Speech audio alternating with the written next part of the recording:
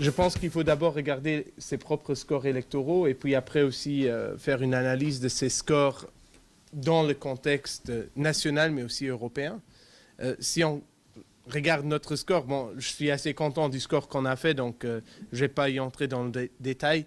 Malheureusement, on a toujours les mêmes problèmes qu'on a eu lors des élections nationales, donc un manque de voix de liste. Bon, c'est un effet qui était encore renforcé lors des européennes. On a vu qu'il y avait une augmentation de voix de liste par rapport aux législatives, mais qu'au Luxembourg, on a toujours un phénomène très personnalisé, donc des élections qui sont très personnalisées, ce qui explique aussi partiellement le résultat de Juncker, comme il y avait quand même pas mal de gens qui disaient je veux quand même qu'un luxembourgeois redevienne chef de la commission. Si on fait un peu l'analyse des résultats des autres partis et de la scène politique au Luxembourg, c'était rien qui était complètement inattendu. Je suis assez content qu'on a su garder un score électoral des partis les plus extrêmes au Luxembourg assez bas, donc un ADR qui n'a pas su gagner sur un discours anti-européen, clairement anti-européen, et en même temps aussi un parti communiste qui n'a pas su capitaliser sur quand même un langage assez simple, aussi anti-européen. Donc on a vu qu'au Luxembourg, on a quand même voté pour des partis plutôt pro-européens.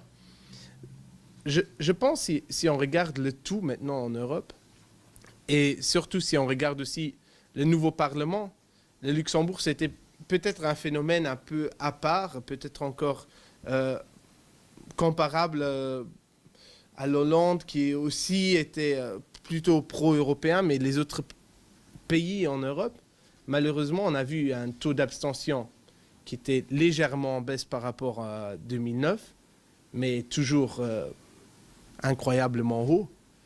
Si on voit la Slovaquie à 13% 23% de participation, c'est trop faible.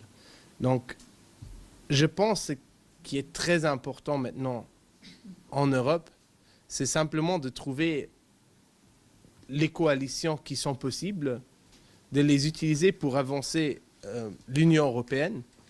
Je suis comme Claude complètement convaincu que Juncker devient chef de la Commission pour la simple raison que c'est le Parlement qui va gagner cette bataille. Le Parlement a longtemps lutté pour déjà avoir la possibilité d'avoir plus d'influence sur la sélection de la Commission. Je pense qu'ils vont gagner. Je ne suis pas complètement sûr ce que Merkel doit maintenant donner à Cameron pour qu'il ne quitte pas directement l'Union européenne, bien que, même si Cameron aujourd'hui dit qu'ils vont rester, il faut toujours se rappeler du référendum que les Royaumes-Unis vont subir en 2017.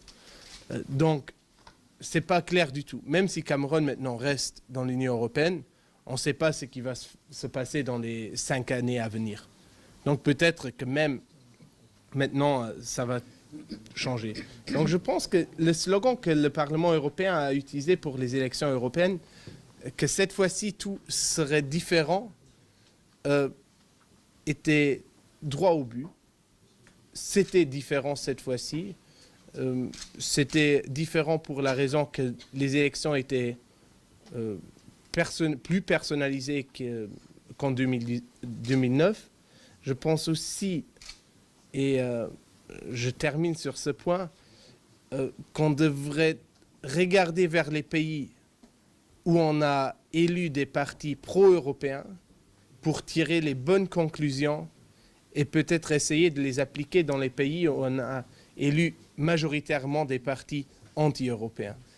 Car si on continue sur la voie d'élire des partis anti-européens, on va détruire ce projet d'Union européenne et je trouverais ça... moi, je ne suis pas convaincu que c'est le bon chemin. Donc du coup, peut-être revisiter les élections en en Hollande, ici au Luxembourg, et voir ce qui était bien, quels étaient les discours, et puis essayer d'appliquer les mêmes stratégies dans les autres pays. Et surtout, il faudra travailler ensemble dans les groupes politiques européens pour avoir ce transfert de connaissances.